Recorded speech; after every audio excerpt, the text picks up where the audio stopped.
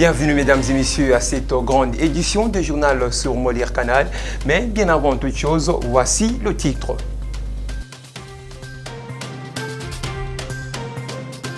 Un accident de circulation mortel s'est produit ce vendredi 4 septembre 2020 sur l'avenue de l'Indépendance au niveau du tunnel à Likasi dans la province du Haut-Katanga.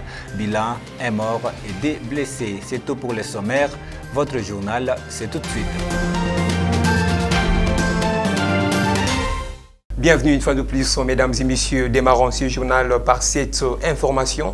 La scène politique congolaise est prise en proie par la fameuse sortie médiatique de deux opposants congolais, à savoir Martin Fayulu Madidi et Théodore Ngoyi, tous deux candidats malheureux à l'élection présidentielle de 2018. Pour l'heure, c'est le tour du professeur Mbata à se prononcer en offensive face à ces déclarations qui vont à l'encontre du président de la République, Félix Antoine Tshisekedi Tshilombo. Plus de détails dans ces propos recueillis pour vous par René Tolé. La matière est bien prévue, l'article 157 à 168, je crois, de la Constitution. Il faut lier ça aussi à la loi organique numéro 13/026 du 15 octobre 2013 qui parle de l'organisation et du fonctionnement de la Cour constitutionnelle. C'est la Cour constitutionnelle qui peut le faire, article 100 à 105. 100, c'est la compétence du procureur général qui concerne les infractions. 101, s'il estime nécessaire, il saisit le Congrès pour avoir l'autorisation de poursuivre. 102, il mène des enquêtes. Et 103, si les éléments sont réunis, il s'adresse à nouveau au Congrès pour demander une requête aux fins de mise en accusation. Deuxième moment, et ce n'est qu'à la fin qu'il peut saisir la Cour constitutionnelle. Quand Joseph Kabila était là, nous nous plaignions qu'il violait la Constitution. Mais aujourd'hui également, les citoyens congolais ont le droit de veiller à ce que la Constitution soit respectée. Il y a haute trahison en cas de violation intentionnelle de la Constitution. Il faut prouver ça. Théodore Ngoyi ne le prouvera pas. M. Martin Fayulu ne pourra pas le faire. Donc il n'y a pas deux poids et deux mesures. Nous nous plaignons quand l'ancien régime violait la Constitution. Et également à l'heure actuelle, vous constatez que tout le monde est libre.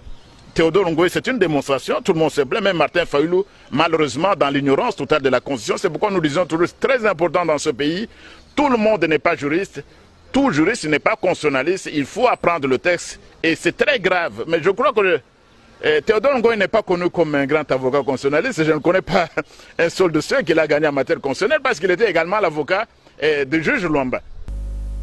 Toujours dans le même chapitre, mesdames et messieurs, réagissons à la récente sortie médiatique de l'opposant congolais Martin Fayulu Madidi. Le député national élu de l'ECD, Ados Ndombasi, apporte son soutien à Fayulu. Il a fait savoir au cours d'un entretien avec Urbain Kabeyo. Suivez. Au cours d'un entretien téléphonique, honorable Ados Ndombasi, député national élu de l'ECD, a apporté appui à la lutte Martin Fayulu Théodore Ngoyi avec quelques éléments en s'exprimant en ces termes. J'ai suivi avec beaucoup d'attention vos différentes interventions et vous remercie de tout cœur. Le 21 janvier 2018, mourit à Kinshasa Thérèse Kapangala, âgée de 24 ans. Le 25 février 2018, mourit Rossi Mukendi, âgé de 35 ans. Leur crime était d'avoir manifesté pour demander le respect de la Constitution à M. Kabila. Cette constitution n'appartient ni à la Mouka, ni au FCC et encore moins au CACH. Chaque Congolais a obligation de respecter la constitution et de la faire respecter. En nommant ces juges, Félix Tshisekedi savait très bien qu'il violait la constitution. Devant cette situation, que faire? Applaudir? Observer? Dénoncer ou respecter la constitution? Les individus passeront. Soyons fanatiques du Congo et le peuple ira mieux. Fin de citation. Il faut que les actes suivent. M. Tshisekedi, il le sait, il n'est pas légitime. Non seulement il est illégitime, maintenant il pose des actes en violation intentionnelle de la Constitution. On ne peut pas laisser passer cet aspect des choses. Et c'est pour cela que je soutiens totalement l'action de Maître Théodore Ngoyi. Et j'ai dit à la population, j'ai dit à tout le monde, M. Tshisekedi court un risque énorme. Donc il doit être traité de haute trahison. Autre chose à présent, mesdames et messieurs, plusieurs vagues de polémiques s'élèvent autour du fonctionnement actuel de la Cour constitutionnelle, et cela après la démission du président de cette haute juridiction en République démocratique du Congo, ainsi qu'à la permutation de des juges du même secteur, en attendant que les deux autres hauts magistrats nommés ne prêtent serment à la prochaine rentrée parlementaire au mois de septembre en cours. Tentative de réponse dans ce propos recueilli pour vous par Johnny Ngala. La permutation de Kilomba et de Ubulu, cela n'empêche pas l'institution de fonctionner. Il est vrai que nous attendons la rentrée parlementaire afin que la présidence achemine la sollicitation à la prestation de serment des juges de la Cour constitutionnelle qui ont été nommés. Il me semble que parmi ces trois-là, il y a un qui devrait en principe être le président. Donc voilà là un peu comment se présente la situation. Nos amis Ubulu et Kilomba, non seulement tout me semble être forclos pour eux, et par rapport au Conseil supérieur de la magistrature, et par rapport à un quelconque recours, que moi je me dis, les ordonnances du président de la République sont abrogatoires et subrogatoires. Par la même occasion, il aurait été mieux pour eux d'admettre simplement d'y aller où ils ont été hissés comme étant présidents à la Cour de cassation. Mais dommage que la politisation de la chose est entrée en ligne de compte. La conversation de Mende Omalanga et de l'honorable Ebengo s'explique davantage pour dire que nos amis du FCC avaient déjà placé des clients là-bas, question pour leur soupir politique et leur stratégie, je dirais, sourdine et mesquin. Mais cela n'a pas empêché au président de la République de poser des actes. Attendons voir la rentrée parlementaire. Mais il y a des questions qui sont exposées à la Cour constitutionnelle, mais qui sont traitées comme telles.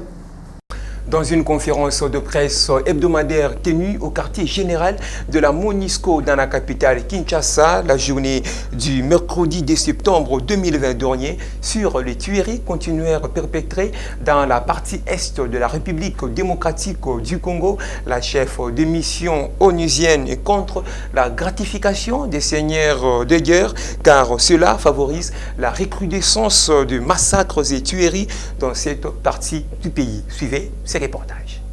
Le tuerie perpétré depuis plusieurs années dans la partie est de la République démocratique du Congo alimente au plus haut point le débat sur le plan mondial. La mission de l'Organisation des Nations Unies en RDC s'est aussi prononcée à travers Leila Zeroudi, la chef de la mission, le mercredi 10 septembre 2020 dernier, lors d'une conférence de presse hebdomadaire tenue dans la capitale Kinshasa. Dans son intervention, la patronne de la MONUSCO rappelle, je cite, « Il est impensable de récompenser les gens qui ont pris les armes contre leur pays et leur population. » De l'autre côté, certains analystes estiment que cette position de la MONUSCO ne peut pas résoudre le conflit armé qui règne dans la partie est du pays. Je pense bien que aussi cette façon de voir les histoires, ça ne sera pas trouver une solution à long terme pour cette guerre d'agression de la République démocratique du Congo ou dans la partie est de la République démocratique du Congo. Pourquoi? Parce que les minéraux qui sont exploités dans cette partie est de la République du Congo sont envoyés par les Américains, par l'Occident. Mais si par exemple le gouvernement de la République prend des dispositions pour essayer de parler et avoir des investisseurs sérieux qui proviennent des États-Unis d'Amérique ou qui proviennent de l'Europe, qui doivent exploiter officiellement à travers un contrat avec la République ces minéraux et créer des entreprises. Je pense bien que si ce sont des Américains qui exploitent officiellement, l'Europe qui exploite officiellement, ils peuvent facilement sécuriser leurs entreprises et ils vont traquer facilement ces groupes de rebelles et on aura la paix dans cette partie est de la République. Le commandant de la garde républicaine, Christian Chiwewa, a tenu une série de causeries morales de cette unité spécialisée dans la garnison de Kinshasa. Suivez.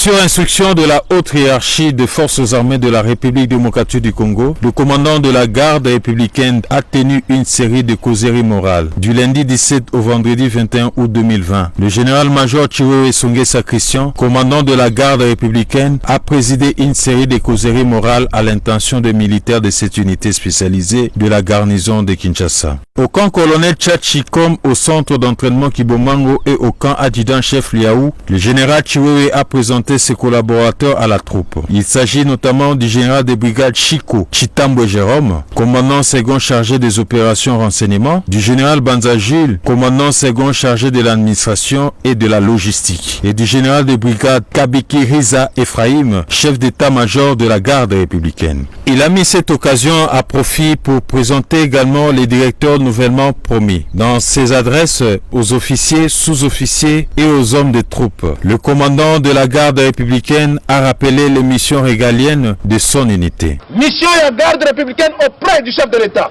c'est le protéger, le sécuriser, sa famille, ses biens, ses hôtes de marque et lui rendre les honneurs jusqu'au sacrifice suprême. À Kibomango et au camp adjudant-chef Liaou, le commandant de la garde républicaine s'en est pris aux constructions anarchiques. Il a par ailleurs instruit le commandant du 10e régiment quartier général de renforcer les mesures sécuritaires autour de nouvelles constructions du projet de 100 jours du chef de l'État jusqu'à leur parachèvement. Avoir un contrôle total sur les armes légères et mettre fin à leur circulation non contrôlée par les institutions spécialisées en Afrique d'ici fin année 2020.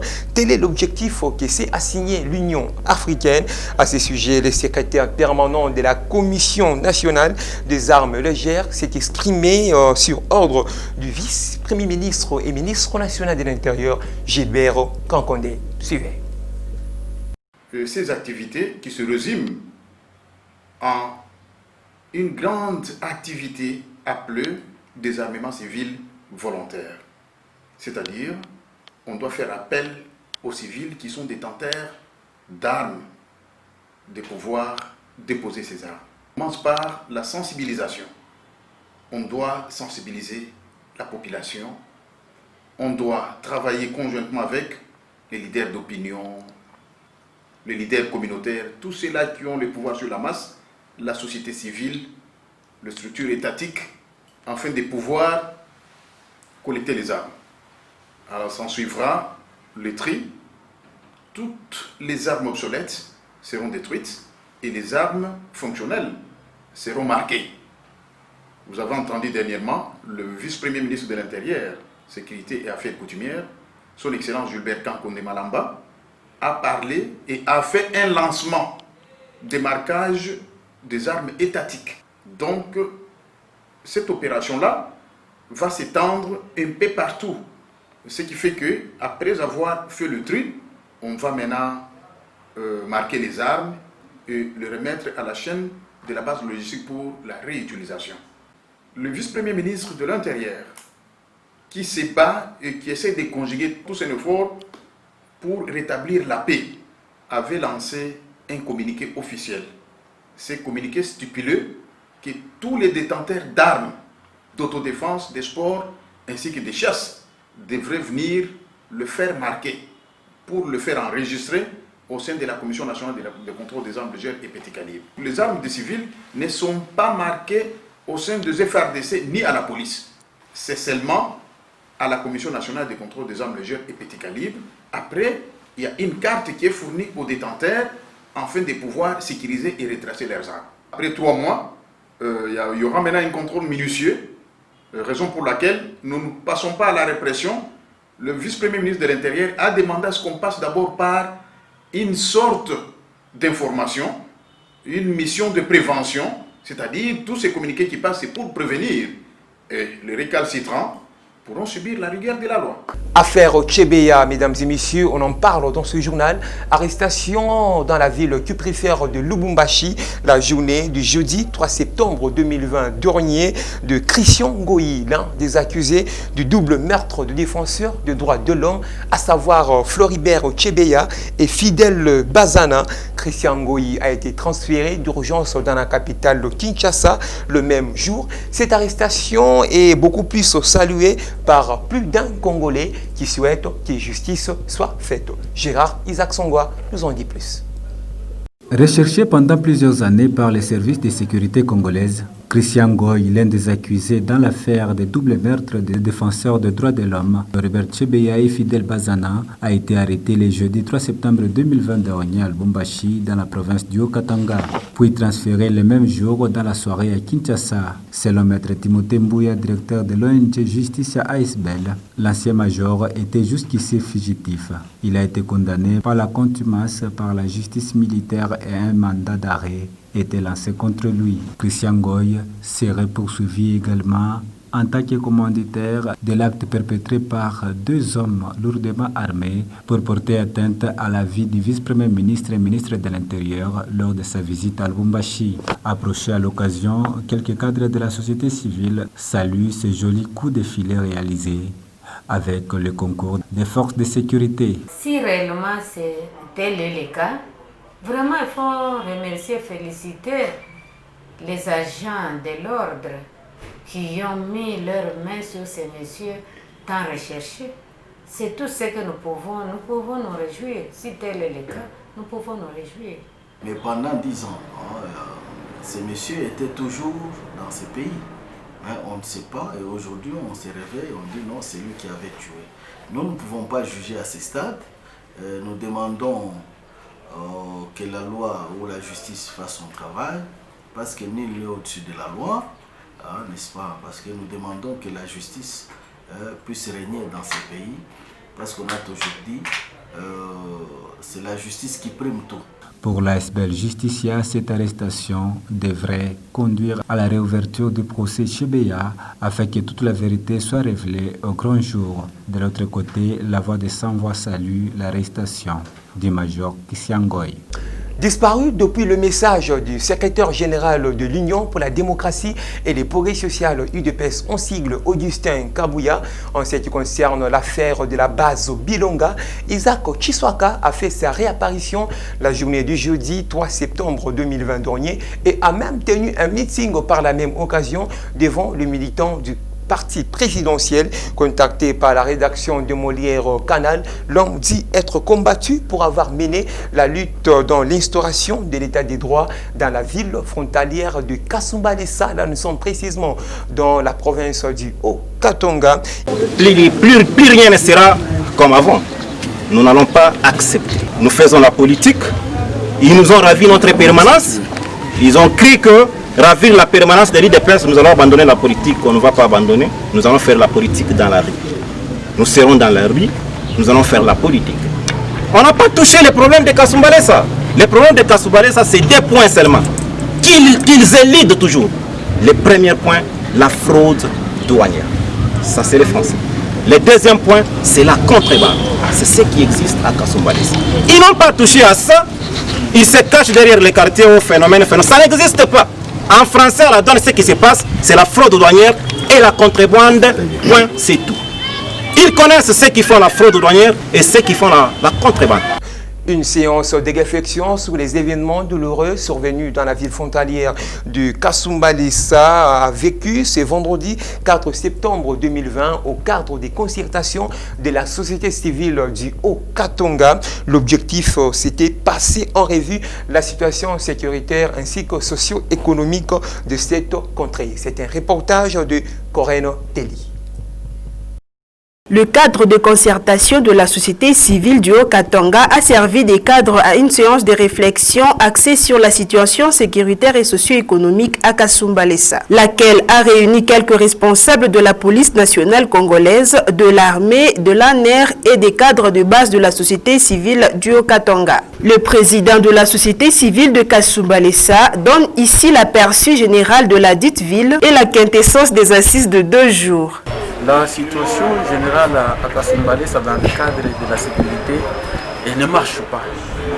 Il y a des situations qui blessent beaucoup plus, dont nous constatons un groupe de gens qui se dit de l'UDPS, qui ne sont pas reconnus par leur parti, qui font des désordres à tout moment, en s'imposant, en défiant les autorités locales de Kasumbalesa, même provinciales de Kasumbalesa et de la province du Haut-Katanga. Nous demandons aux autorités de mettre la main, pas seulement à Tshisekedi, même à son équipe. C'est toute une équipe, c'est tout un groupe. Que la paix règne. Nous insistons beaucoup plus qu'il y ait la paix à Kasumbalesa. Pour rappel, l'État congolais avait ordonné il y a peu la destruction de bureaux érigés à Bilanga qui favoriserait la fraude dans cette partie du pays avec à la tête les présumés proches du pouvoir. Avec à la tête les présumés cadres proches du pouvoir. Un accident de circulation mortel s'est produit l'après-midi de ce vendredi 4 septembre 2020 à Likasi dans le Haut-Katanga. C'est sur le boulevard de l'Indépendance au niveau du tunnel. Plus d'explications avec Consolation Kachala. Il s'agit d'un camion de marque Canter immatriculé 6894 AP05 en provenance de la commune de Kikula qui a perdu contrôle depuis l'avenue Kassongo-Michel au niveau de la station bleue. Cet engin roulant a commencé par cogner 2 filles élèves finalistes au niveau de l'hôpital d'Ako avant de terminer sa course sur un autre motard qui a rendu l'âme sur place au niveau du tunnel. Comme nous explique ici le bourgmestre ad intérim de la commune de Likasi présent sur les lieux du drame. Le constat était vraiment amer. C'est un canter, c'est emballé. D'ailleurs, selon les informations à ma possession, c'était au niveau des stations bleues que ce véhicule s'était emballé en commençant de faire des dégâts en cours de route. Maintenant, arrivé au niveau de la borne, c'est là où il y avait 2 élèves qui avaient arrêté un motard pour le transport. Alors, l'une de ces 2 élèves était montée à bord de la moto. Maintenant, l'autre était encore par terre. C'est ainsi que le véhicule canter qui venait emballer là-bas a fini sa course dans une moto. Alors, le motard est mort sur place. Il s'est de souligner que quelques motards ont tenté de causer les pires en voulant mettre les faits sur ce canter, mais sans succès grâce à l'intervention rapide des agents de l'ordre, comme nous explique le bourgmestre intérimaire de Likasi, Juvenal. Là, je vais en tout cas appeler le canter, alors suite à l'intervention de la force de l'ordre, les motards se sont dispersés. À en croire les témoins, la fille finaliste s'est vue fracturer ses membres inférieurs et les motards décédés, tous ont été acheminés à l'hôpital général de référence d'Ako. Rendons-nous à présent, mesdames et messieurs, dans la province de l'Ituri, située dans la ville de Bunia, chef-lieu de la province de l'Ituri. Le quartier Kindu était la cible ce vendredi 4 septembre 2020 d'une incursion de miliciens Codeco qui réclament la libération de leurs compagnons, mais aussi la prise en charge après l'engagement signé il y a peu avec le gouverneur de province, Jean Bama Nissa. Nadège Kaboulé nous fait le point. C'est sous une forte tension que les habitants du quartier Kinda, situé à l'est de la ville d'Ebounia, chef-lieu de la province de l'Ituri, se sont réveillés la matinée de ce vendredi 4 septembre 2020. À la base, l'apparition brusque des hommes armés, assimilés aux miliciens Codeco. D'après des sources militaires, ces miliciens, munis d'armes blanches et bandes blanches, exigeraient leur prise en charge après l'acte d'engagement unilatéral des cessations des hostilités signées avec les gouverneurs des provinces, Jean Bamanissa Saïdi, signalant qu'un autre groupe de ces miliciens Codeco se sont dirigés au bureau du opérationnel des FARDC en périphérie de la ville de Bunia. Les négociations se poursuivent en cours entre les forces armées de la RDC et les miliciens de la Codeco au niveau de la prison centrale de Bunia. Selon une source digne des faits, parmi les principales revendications de leur cahier des charges figure la prise en charge dans les sites de précantonnement, l'entame imminente du processus de désarmement et réinsertion dans l'armée congolaise. Ensuite, la libération immédiate de leurs compagnons incarcérés dans la prison centrale. L'ambiance de cette négociation est à la base du retrait de certains miliciens dans certains quartiers de la ville. Parlons santé à présent, mesdames et messieurs. Le pays africain s'engage à contribuer dans la mise sur pied d'un financement pour l'obtention d'un vaccin contre la pandémie à coronavirus qui bouleverse le continent tout entier, et cela dans l'optique d'éradiquer à ces virus qui bouleversent presque tous les domaines au sein du continent africain. Suivez. De ce mois de septembre 2020, le pays africain s'est mobilisé pour signer un protocole d'accord visant à obtenir au maximum 220 millions de doses du vaccin contre la Covid pour le continent noir, une fois qu'il est homologué et approuvé. C'est ce qu'a annoncé l'Organisation mondiale de la santé, OMS en sigle, le jeudi 3 septembre 2020 dernier, quoique salutaire dans un sens ou l'autre. Cette analyse des questions socio-communautaires dit ne pas voir d'important cette initiative. Des vaccins. Dieu nous a déjà vaccinés, nous avons déjà nos vaccins naturels. Moi, je trouve qu'il n'y a pas opportunité. Nous, ce que nous voulons, c'est qu'on puisse chasser la famine, aider quand même la malaria qui a sévi dans nos pays pendant plusieurs années, à ce que nous puissions l'exterminer. En Europe, aujourd'hui, il n'y a pas de la malaria, donc on peut faire aussi un effort pour que cette maladie qui tue surtout les enfants puisse aussi être vraiment mis comme on est en train de prendre Covid-19, donc je préférerais qu'on puisse éradiquer la malaria qui est pensée encore au Covid-19, puisque ce n'est pas tellement un danger pour nous les Africains. Les pays africains doivent collaborer avec les partenaires et les fournisseurs afin de s'approvisionner suffisamment des doses de vaccins pour protéger les populations les plus vulnérables du continent.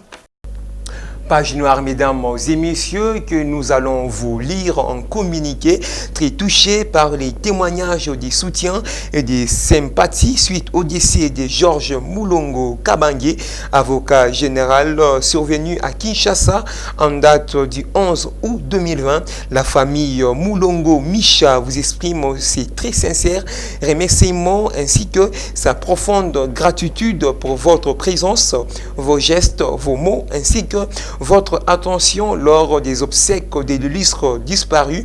La famille Moulongo Micha vous remercie de toutes ces manifestations d'amitié et de compassion à l'égard qui l'ont réconforté dans ces douloureux moments.